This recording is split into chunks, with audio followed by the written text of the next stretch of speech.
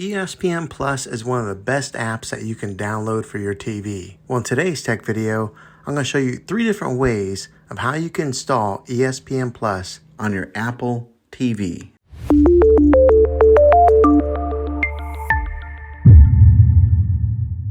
It can be really frustrating if you want to watch some of the great content that is on ESPN Plus and you find that your TV is unable to download it. If your TV is an older model of smart TV, then it could prevent you from downloading this app.